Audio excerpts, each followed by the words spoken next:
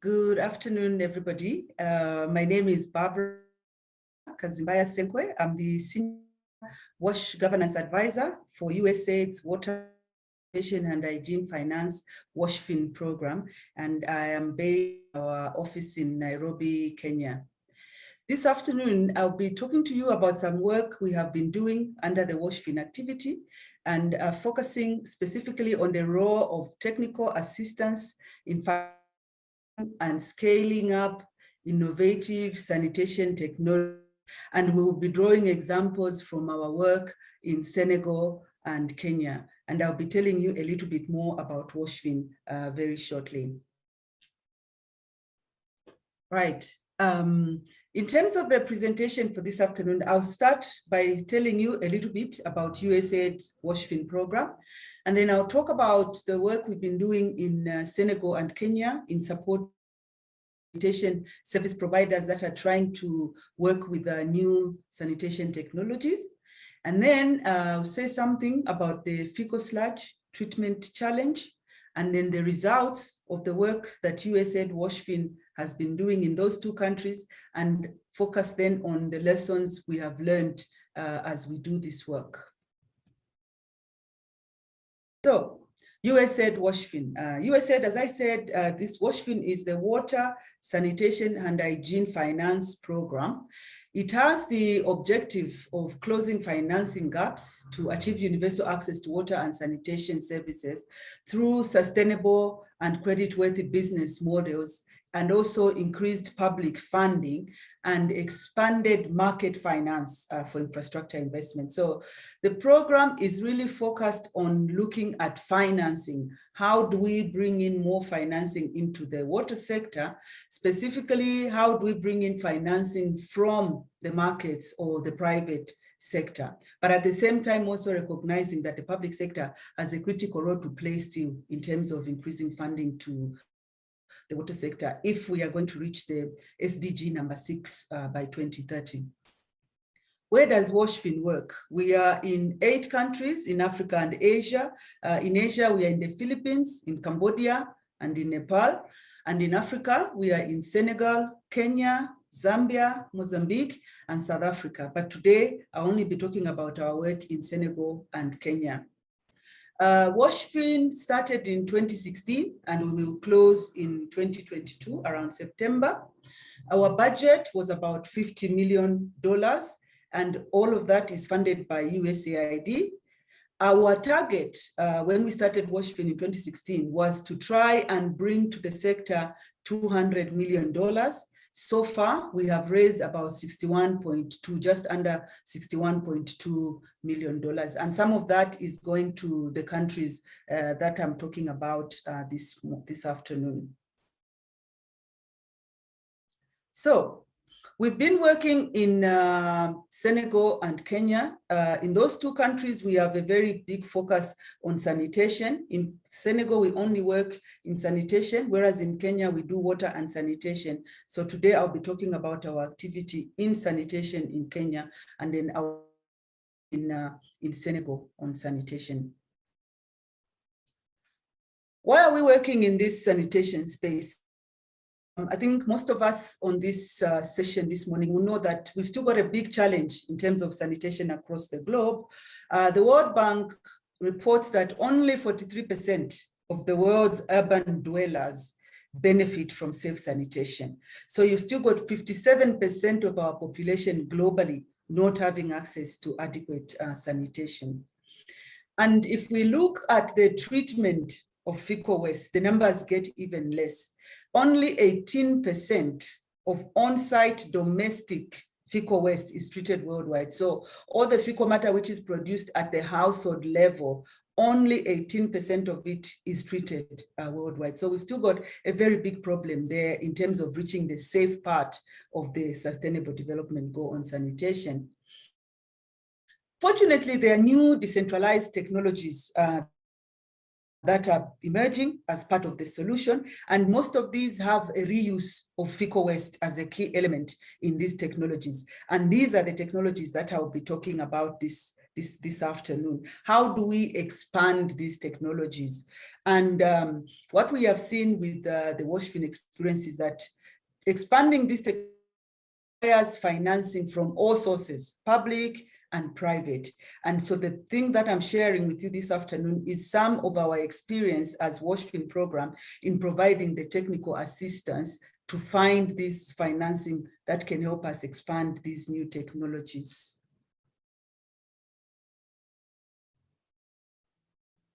And in looking at expanding these technologies, we've identified a number of challenges in the countries that we are working.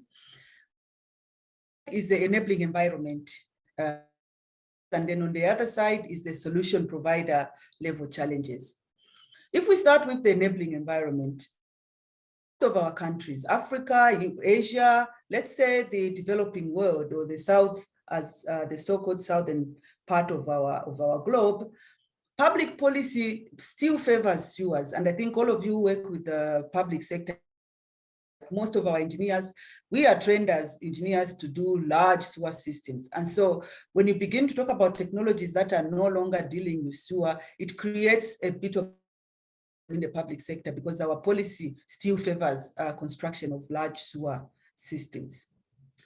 The other challenge is that the market for these products that are coming out of these innovations, whether you are looking at for replacing charcoal, or you are looking at energy reuse from using fecal matter to generate energy. These are still very nascent markets. It's a very, very new area, and it is for a public good. And we know that developing a market for a public good takes a little bit longer than a market for a private good, for the simple reason that you have a lot of politics and other social externalities related to this public good. So we are dealing with the nascent market, and there's still a lot of work that needs to happen in that stage.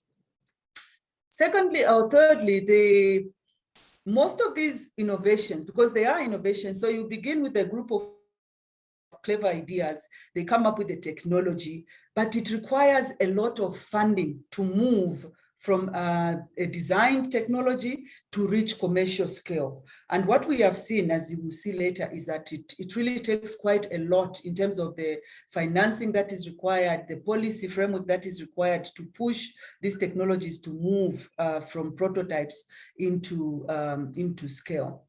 And it is a very slow transition. I think we have seen in the case of Senegal, the technology we'll be talking about, it's been around from as far back as 2015, but up to now, we are still dealing with the prototype, and this is in 2021.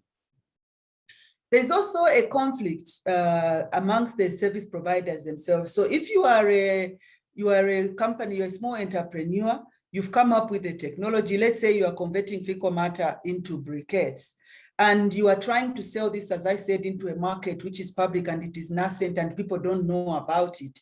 You are caught up, in trying to say, do we provide the sanitation service or do we provide technical assistance? And because depending on where you go, if you're going to provide technical assistance, you are then locking yourselves out of being able to get contracts from the public sector. Quite a bit of a conflict for the service providers in terms of where they position themselves. They've got to sell or market the technology. On the other hand, they've got to actually sell the products so that they are viable companies. And this creates quite a bit of tension for the service providers. And again, if we now look at the solution provider level, most of these companies are self-funded. They are new. They've got a limited track record as a service provider, and it also means they've got limited credit history.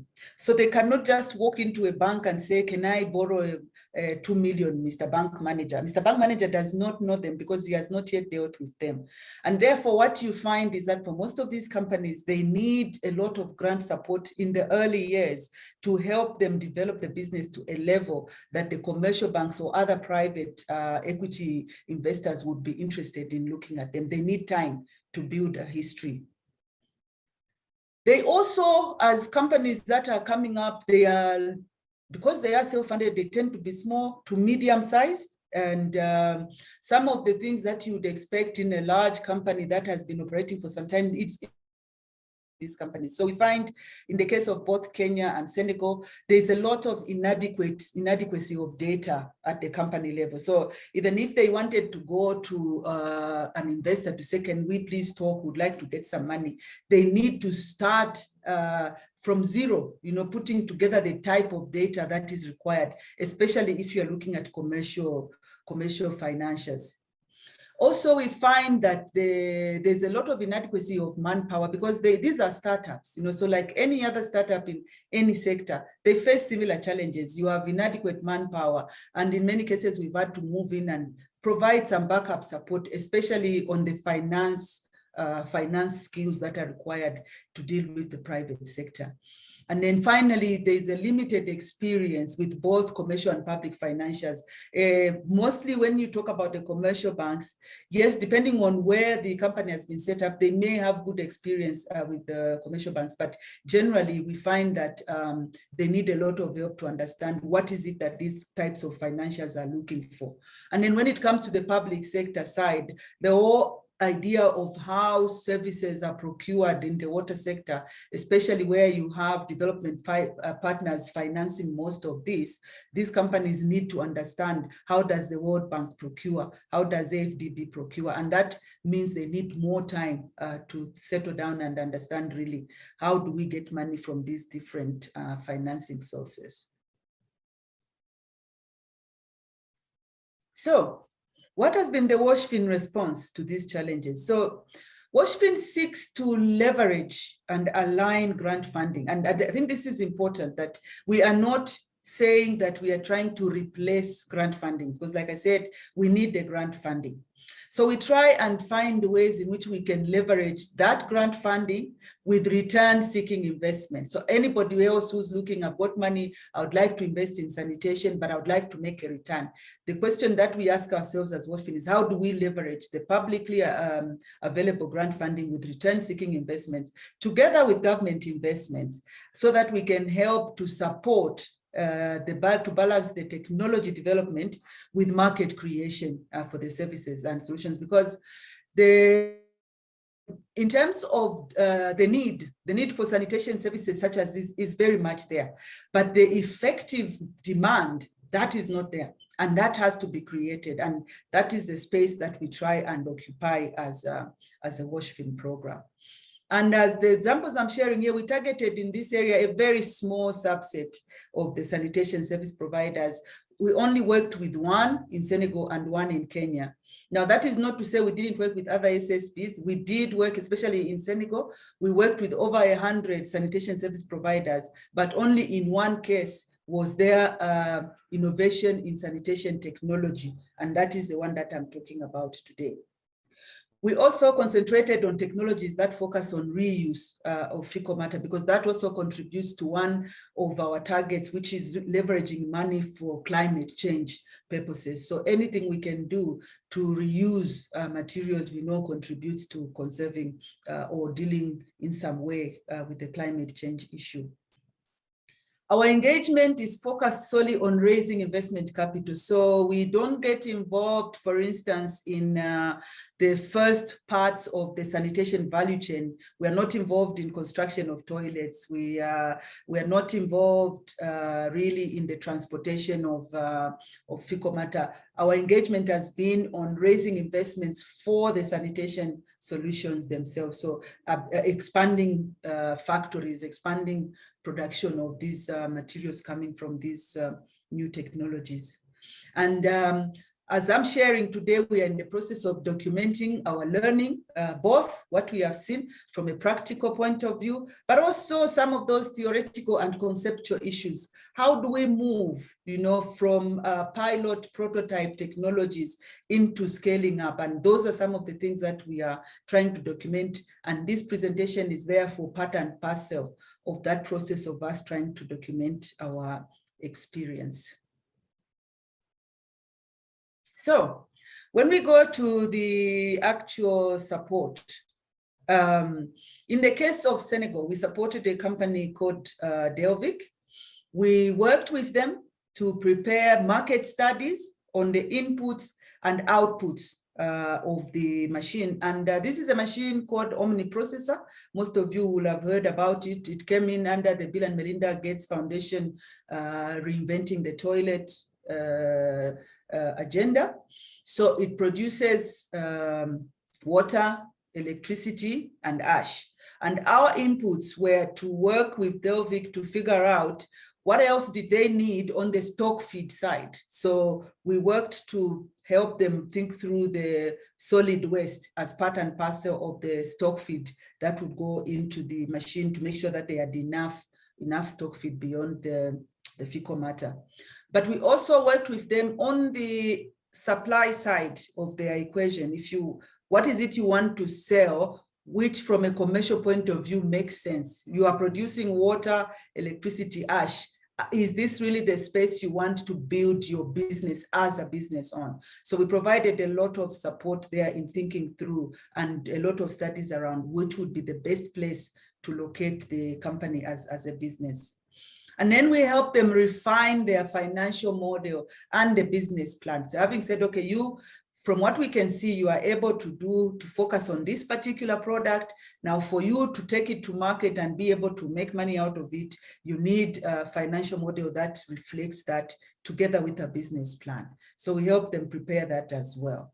And then we worked with them on the actual capital raise strategy. How do we then go out there and get money for you to be able to expand and produce the materials you want to produce and be able to go to the market and sell, make the sales that you are looking for.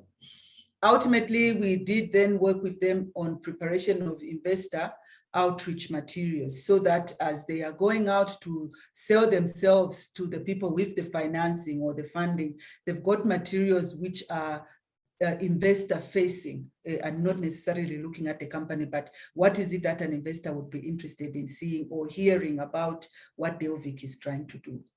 So that was part of our work in Senegal. In Kenya, it was a similar process. We've been working with Sanitation. Sanitation converts fecal matter into briquettes and logs to replace charcoal. So in their case, we worked with them on setting up a monitoring system for their business operations. They wanted to know, how do we know what inputs we should be bringing into the factory at which time? And then on the outputs, how do we monitor to check that our outputs are actually in line with what we have projected as a company? And how do we use that to project where we should?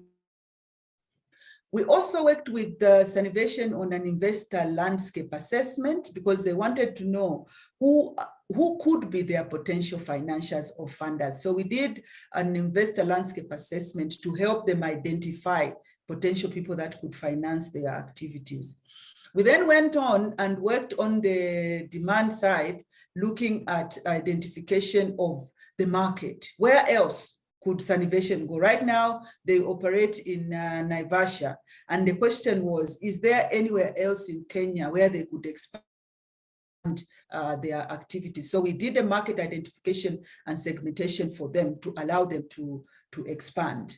And then similar to Delvic, we worked with them on preparing a financial model and a business plan for expansion and preparation of investor outreach materials. Very, very similar to what I explained about Delvic.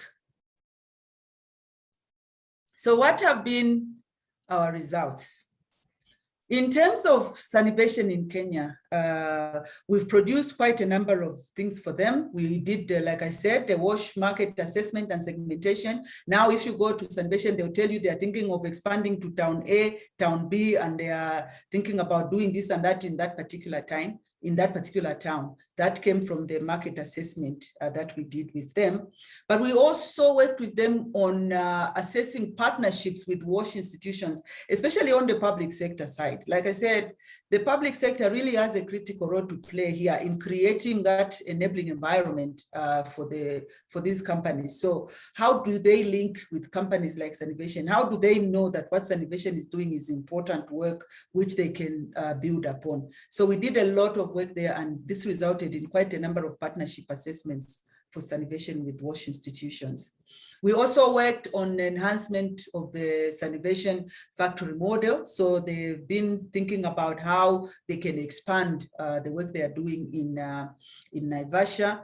They have investor-facing financial model, and we also help them develop a performance operational dashboard so that at any time they can really see how are we performing both on the factory floor, but also on the business side. And we did prepare for them a financial teaser, and I'm very happy to report that for Sanitation, we have helped them raise about just over $3 million in the last 2 years. And this is in both grants as well as convertible debt. So what were the results in Senegal? We did work with Delvic, as I said. We left them with a financial model and a financing teaser for them to use as they go out to talk to different potential investors and financiers. We did do quite a lot on coaching and individualized capacity building support. As I said, we found that there was a bit of a weakness on the manpower side, especially in relation to finance. So we worked with their finance team to really give them some capacity building at an individual level. We also provided the report on solid waste opportunities, which, as I said, were important in creation of both stock feed for the Omni processor, but also for just other potential opportunities for the company as well. And then we did also give them a report on the coolant market as one of the outputs of the Omni processor with the potential to go to market. Unfortunately, in the case of Senegal, we have not yet been able to help Delvic raise any funding or financing. That is not to say that the work has stopped.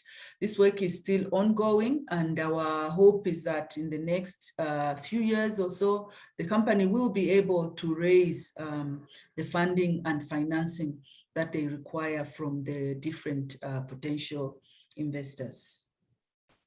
So what have we learned? I think the first thing is that we know, having done this work, that funding opportunities exist for these new technologies, but they must be matched with grants and repayable. It must be a mix of grants and repayable sources. Repayable sources on their own, we are still not at that point yet. We still need quite a bit of grant financing in order for these technologies, one, to be accepted, appreciated by the market, and that is in terms of the consumers themselves, but also to be appreciated by the governments, who by and large are the ones that have the bulk of the resources that are required to invest in the sanitation infrastructure.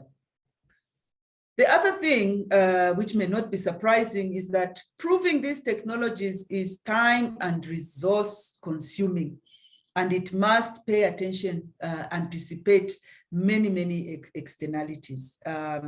When we worked with Delvic, the whole issue of solid waste came in because it became clear that getting fecal matter to the plant alone would not be sufficient to run the machine. You needed another way in which you could consolidate the stock feed. And so we had to stop and start thinking, how can we bring in solid waste into this machine to make it work? And as I speak now, there's the experimentation with the new OP that is supposed to go to Senegal has still been ongoing. So these things take a lot of time and resources. And I think those who are entering that space just need to be aware that this is not, this is a marathon and not a sprint.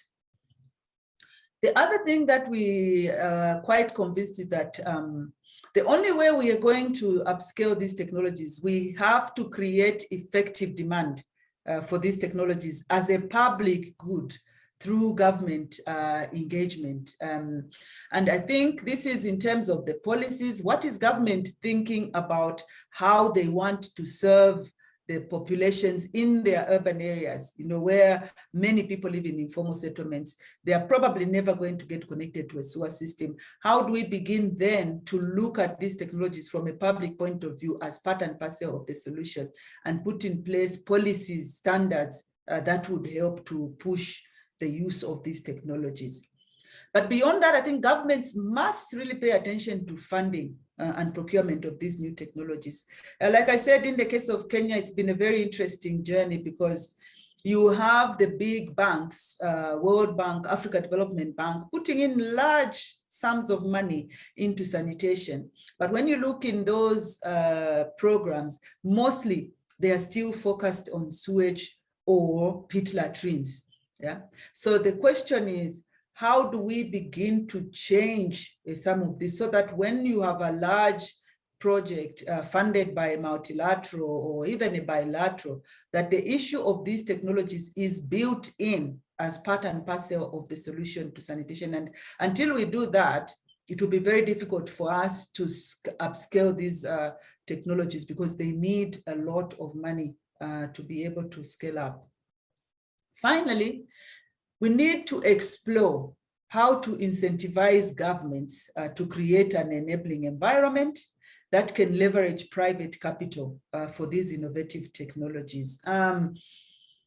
It is true, I've said this a few times and I'm going to repeat it. Governments all over the continent are still in love with the sewerage. Yeah, we have to find a way in which we can get our governments to begin to see that these are the technologies, the ones that we're talking about today, the new innovative technologies that reuse waste, but also other simpler sanitation solutions are really part and parcel of the solution in the African context.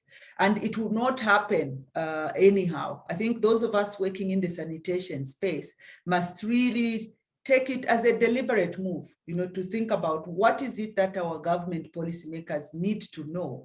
What is it they need to do? How can we help them see that there is value in us promoting these innovative technologies? Because not only do they help us reach the SDG aspect of safety, but it is also environmentally much more friendly. And it can also, as we know, it can also help create quite a lot of jobs within our communities. So there's a lot of work that we as specialists in this area need to do to help our governments to move in this area.